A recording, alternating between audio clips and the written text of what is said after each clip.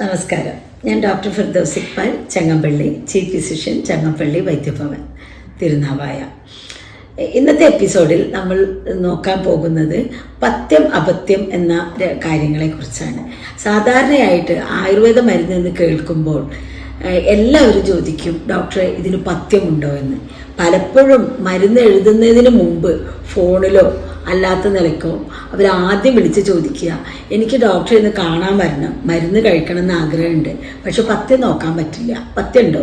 ഇതൊരു വല്ലാത്തൊരു ചോദ്യമാണ്. വളരെയധികം തെറ്റിദ്ധരിക്കപ്പെട്ട ഒരു ചോദ്യമാണ് ഈ പഥ്യം ഉണ്ടോ എന്ന ചോദ്യം. ഇവിടെ ആദ്യം തന്നെ നമുക്ക് പഥ്യം അപഥ്യം എന്ന ഈ രണ്ട് വാക്കുകൾ എന്താണെന്ന് നോക്കാം. അപഥ്യം എന്ന് വെച്ചാലാണ് ഈ പഥ്യം എന്നത് കൊണ്ട് നമ്മൾ സാധാരണക്കാർ ഉദ്ദേശിക്കുന്ന കാര്യം നടക്കുന്നത്. കാരണം നമ്മൾ എന്തെങ്കിലും സാധനങ്ങൾ ഏതെങ്കിലും തരത്തിലുള്ള ഭക്ഷണങ്ങളോ ജീവിതചര്യകളോ ഏതെങ്കിലും മരുന്ന് കഴിക്കുമ്പോഴോ അതല്ലെങ്കിൽ സാധാരണ നിലയ്ക്ക് ആ രോഗം കൂടുന്നതിന് കാരണമായതോ ആയതിനെ ഒഴിവാക്കുന്നതിനെയാണ് അപഥ്യം എന്ന് പറയുന്നത്. അപഥ്യ ആഹാരമാണ് നമ്മൾ ഒഴിവാക്കുന്നത്. അല്ലാതെ എന്നിട്ട് പഥ്യം നോക്കുക എന്ന് പറഞ്ഞാൽ ഈ രോഗം എളുപ്പത്തിൽ മാറാൻ എന്തൊക്കെ വേണ്ടത്, എന്തൊക്കെ ജീവിതചര്യയാണ് വേണ്ടത്, അത് ചെയ്യുക എന്നുള്ളതാണ്.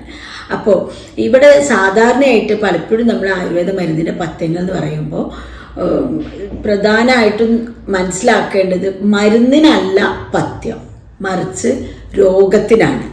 എന്ന് വെച്ചാൽ ഒരു പ്രത്യേക രോഗം ഉണ്ടെങ്കിൽ ആ രോഗം കൂടുന്ന കാര്യങ്ങൾ ചെയ്യാതിരിക്കുക. ഇപ്പോൾ ഒരു എക്സാമ്പിൾ ആക്കിയിട്ട് പറയുകയാണെങ്കിൽ, ഇപ്പം നമുക്ക് പനി ഉണ്ടാവുമ്പോൾ എന്താ ഉണ്ടാവുന്നത്? ദഹനം വളരെയേറെ കുറയും, ശരീരത്തിന് ചൂടുണ്ടാവും, തലവേദന അതിൻ്റെ ഒപ്പം തന്നെ ഉണ്ടായിരുന്നിരിക്കാം. അപ്പം നമ്മൾ എന്താണ് അതിൻ്റെ പഥ്യം? ഈ വിശ്രമം വേണം.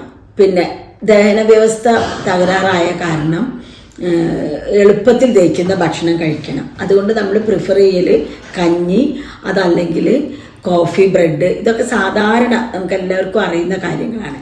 അപ്പോൾ ഈ മരുന്ന് കഴിച്ചാലും ഇല്ലെങ്കിലും ഈ പഥ്യങ്ങൾ നോക്കിക്കഴിഞ്ഞാൽ ഈ രോഗം പെട്ടെന്ന് മാറും. ഇങ്ങനെ നമ്മൾ പനിയുള്ള ആള് കഞ്ഞി കുടിച്ചും അല്ലെങ്കിൽ ബ്രെഡും പിന്നെ കോഫിയും അതുപോലുള്ള അല്ലെങ്കിൽ ഇളനീര് ഇങ്ങനെയുള്ള ലൈറ്റായിട്ടുള്ള ഭക്ഷണം കഴിച്ചിട്ട് വിശ്രമം എടുക്കുന്നതിനെയാണ് പഥ്യം എന്ന് പറയുന്നത്. അല്ലാതെ പനിക്കൊരു കഷായം കൊടുക്കുന്നുണ്ട് അപ്പം പഥ്യം ഉണ്ടോ എന്ന് ചോദിച്ചാൽ അതല്ല അതിൻ്റെ പേര്. അപഥ്യം ഉണ്ടോ എന്നാണ് ചോദിക്കേണ്ടത്. അപ്പം ഈ പനിക്കുള്ള കഷായം കുടിക്കുക, അതിനൊപ്പം തീരെ വിശ്രമവും ഇല്ല, കിട്ടിയതെല്ലാം വാരി വലിച്ച് കഴിക്കുക എന്ന് പറയുമ്പോൾ പനി മാറാൻ സമയമെടുക്കും. അതാണ് ഇവിടെ ഉദ്ദേശിക്കുന്നത്. ഇതുപോലെ ഓരോ രോഗത്തിനുമുണ്ട്. ഇത് കൂടാതെ മരുന്നുകളുടേതായിട്ടുള്ള പഥ്യം എന്ന് പറഞ്ഞാൽ ചിലതരം കഷായങ്ങൾ ചിലതരം ഫുഡുമായിട്ട് ഇൻട്രാക്ഷൻ ഉണ്ടാക്കാറുണ്ട്. അത് പക്ഷേ സാധാരണ നിലയ്ക്ക് ആയുർവേദ ഡോക്ടേഴ്സ് അധികം എഴുതാറില്ല അങ്ങനെ കോംപ്ലിക്കേഷൻ ഉണ്ടാക്കുന്നത്. അങ്ങനെയുള്ള സാധനങ്ങൾ പലപ്പോഴും ഹോസ്പിറ്റലൈസ് ചെയ്തിട്ടാണ് ആയുർവേദ ഡോക്ടേഴ്സ് പൊതുവെ കൊടുക്കാറുള്ളത്. കാരണം ഇപ്പോൾ ഈ ഗുൽഗുളി തിക്തകം കഷായം ഇതുപോലെയൊക്കെയുള്ള മഹാകഷായങ്ങളുണ്ട്. അതൊക്കെ വലിയ രോഗങ്ങളിലുമാണ് കൂടുതൽ കൊടുക്കാറുള്ളത്. അതിൻ്റെ കൂടെ അനുഷ്ഠിക്കേണ്ട ചര്യകൾ പ്രധാനപ്പെട്ടതായതുകൊണ്ട് ഹോസ്പിറ്റലൈസ് ചെയ്തിട്ടാണ് ചെയ്യുക. അപ്പം ഇതിൽ നമ്മൾ ഈ പഥ്യം എന്ന് പറയുന്നതിൽ ആഹാരം മാത്രമല്ല വിഹാരം കൂടി ഉണ്ട്. വിഹാരം എന്ന് പറയുമ്പോൾ നമ്മുടെ ജീവിതചര്യ. അപ്പോൾ ഓരോന്നിനുണ്ട്. ഇപ്പോൾ നമ്മൾ കേൾക്കുന്ന ഫുഡ് കൺട്രോളും ലൈഫ് സ്റ്റൈൽ മാനേജ്മെൻറ്റും എല്ലാം പഥ്യങ്ങളാണ്. അത് ചെയ്ത് കഴിഞ്ഞാൽ രോഗം പെട്ടെന്ന് മാറും. ആയുർവേദത്തിലൊരു ശ്ലോകമുണ്ട്. ആ ശ്ലോകത്തിൽ പറയുന്നത്, നമ്മൾ മരുന്ന് കഴിച്ചാലും ഇല്ലെങ്കിലും പഥ്യമായിട്ടുള്ള ആഹാരം ശീലിക്കുകയാണെങ്കിൽ മരുന്നില്ലാതെ തന്നെ രോഗം മാറും. മറിച്ച് പിന്നെ അപഥ്യമായ ആഹാരങ്ങൾ എന്ന് വെച്ചാൽ കഴിക്കാൻ പാടില്ലാത്ത ഭക്ഷണങ്ങൾ കഴിച്ചിട്ടാണെങ്കിൽ മരുന്ന് കഴിച്ചാലും ഇല്ലെങ്കിലും രോഗം മാറുകയില്ല. അപ്പോൾ നിങ്ങൾക്ക് മനസ്സിലായല്ലോ എന്താണ് പഥ്യത്തിൻ്റെ പ്രാധാന്യം എന്നുള്ളത്. ഇനി ചില കാര്യങ്ങൾക്ക് വേണ്ട കോമൺ പഥ്യങ്ങൾ ഞാൻ പറയാം.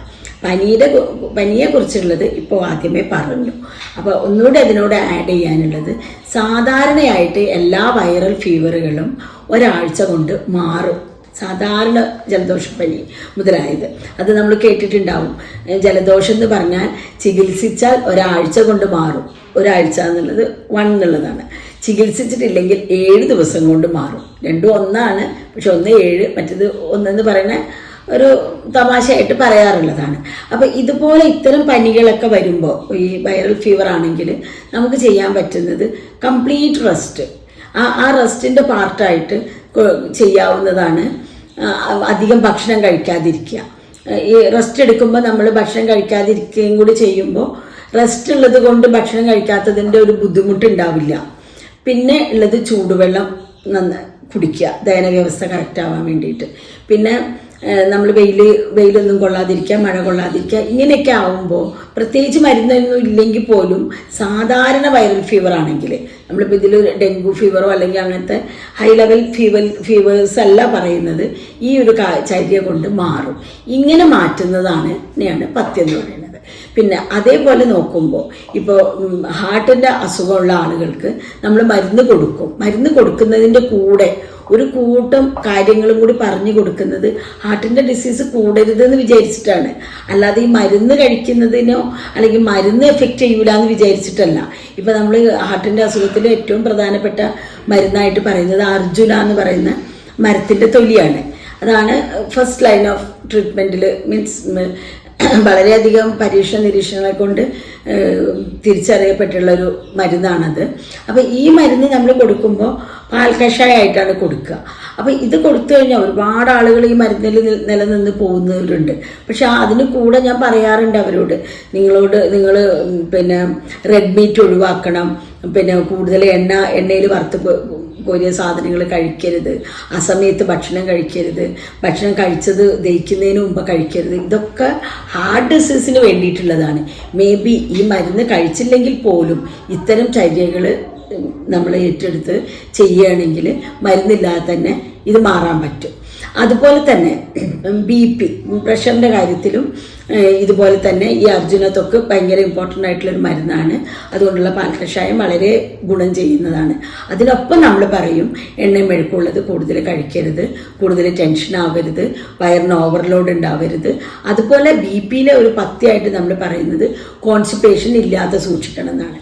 അപ്പോൾ കോൺസ്റ്റിപ്പേഷൻ ഉണ്ടാക്കുന്ന ഫുഡായിട്ടുള്ള കപ്പ പോലുള്ള സാധനങ്ങൾ നമ്മൾ ഒഴിവാക്കാൻ പറയും. പിന്നെ അതിനൊപ്പം തന്നെ മുന്തിരി അത്തരം സാധനങ്ങൾ കൂടുതൽ കഴിക്കാൻ പറയും. പിന്നെ വയറിളകാൻ വേണ്ടിയിട്ടുള്ള ആവണക്കെണ്ണ പോലുള്ള എന്തെങ്കിലും കൊടുക്കാൻ പറയും. ഇതൊക്കെ അതിൻ്റെ പഥ്യങ്ങളായിട്ട് വരുന്നതാണ്. ഇത് പിന്നെ ഈ രോഗം മാറാൻ വേണ്ടി സഹായിക്കുന്ന കാര്യങ്ങളാണ്. അതോടൊപ്പം നമ്മൾ മരുന്ന് കഴിക്കുമ്പോൾ വളരെ കുറഞ്ഞ ഡോസ് മതി. പിന്നെ പഥ്യം നോക്കാതെ മരുന്ന് കഴിക്കുകയാണെങ്കിൽ വളരെ ഹൈ ഡോസിൽ മരുന്നുകൾ കഴിക്കേണ്ടി വരും. അതുകൊണ്ട് ഇനി ആരും പഥ്യമുണ്ടെന്ന് പേടിച്ചിട്ട് ആയുർവേദ മരുന്നിന് വരാതിരിക്കരുത്. കാരണം അത് നിങ്ങൾക്ക് ഡോക്ടറോട് ചോദിച്ചിട്ട് എൻ്റെ ജീവിതചര്യ ഇങ്ങനെയാണ്, ഇന്ന ജീവിതചര്യകൾ എനിക്ക് മാറ്റാൻ ബുദ്ധിമുട്ടുണ്ടെന്ന് പറയുമ്പോൾ അതിനനുസരിച്ച് മരുന്നിൽ മാറ്റം വരുത്താവുന്നതാണ്. അതുകൊണ്ട് ഒന്നുകൂടി ഞാൻ ഊന്നൽ കൊടുത്ത് പറയുകയാണ്, മരുന്നിനല്ല പഥ്യം, രോഗത്തിനാണ്.